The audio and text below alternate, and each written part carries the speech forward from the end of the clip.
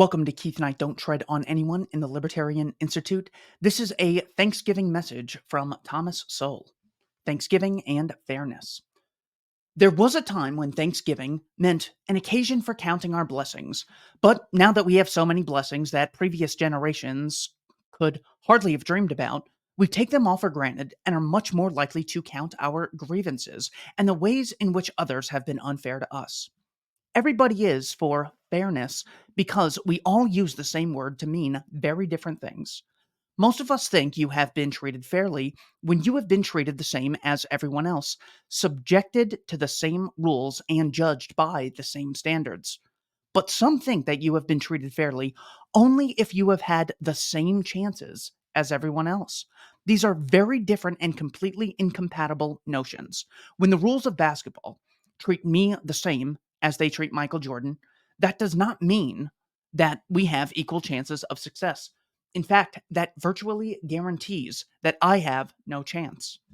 People on opposite sides of political and legal issues often talk right past each other because they are using the same word to mean totally different and mutually contradictory things. When statistics are flung around on the disparities, often called inequities, between groups, the implication is that such statistical differences could not exist without unfair treatment. It's always selective when they do this. They seldom, if ever, discuss the fact that 95.5% of people killed by the police are men. They never mention that men are more likely to be in prison. Men are much more likely to get the death penalty than women are. This is because men have higher levels of testosterone and men are more violent. Younger people are more likely to get killed by the police than older people because the cops are so ageist. No, because younger men tend to be the more violent demographic. They also never mention the fact that Asians tend to out earn whites along with Indian Americans, Taiwanese Americans, Japanese Americans. You can always go down the list and look at the disparities that they're not mentioning. When it comes to disparities, how about the fact that one organization, the federal government, gets $6.27 trillion a year to spend, and they still manage to run a deficit? What other company even comes close to spending that much money? Even in situations where there is a total absence of evidence for this unfair treatment, that scarcely causes a pause. If there is no evidence, then there must be covert discrimination, a glass ceiling, or some other elusive and sinister influence that you cannot substantiate. This kind of circular reasoning says, in effect, heads I win, tails you lose. Politically, there are few ideas more potent than the notion that all your problems are caused by other people and their unfairness to you. That notion was the royal road to unbridled power for Hitler, Lenin, Mao, and Pol Pot, which is to say, millions of human beings paid with their lives for believing it. The unfairness that these demagogues talked about was not a myth. Nothing is easier than finding examples of unfair treatment among human beings. The fatal misstep is in assuming that such unfairness can be presumed wherever results are unequal.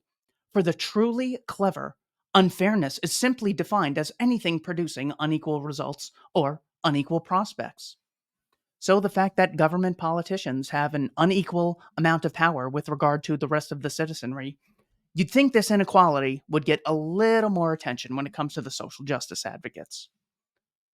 To those with this mindset, if individuals' life chances are unequal, then that is unfair. This might be an interesting argument if you are filing a class action lawsuit against God, but it is idiocy when trying to hold any given human being responsible for a whole galaxy of complex interactions beyond the control of anyone made of flesh and blood.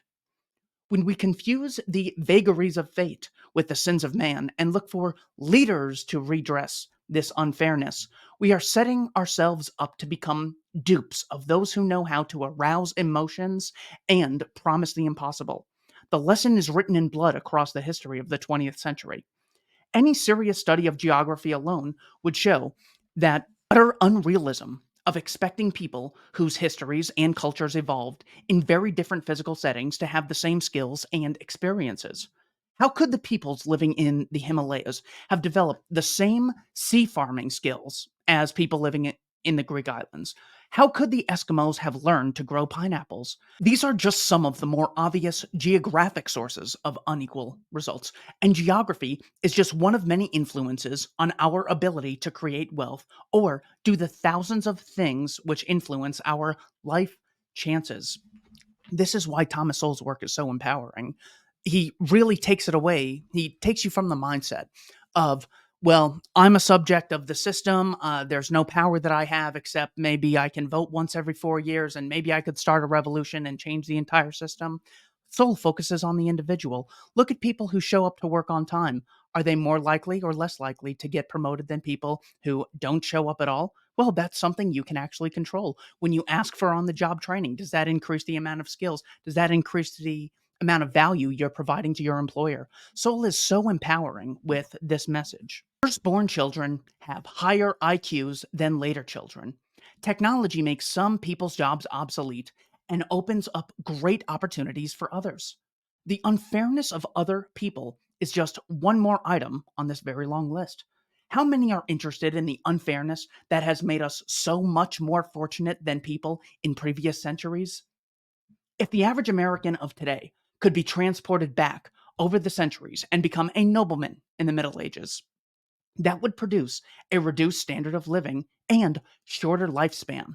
Maybe that is the reason to count our blessings instead of our grievances. This is from Thomas Sowell, Controversial Essays. Thank you for watching Keith Knight Don't Tread on Anyone and the Libertarian Institute. Happy Thanksgiving.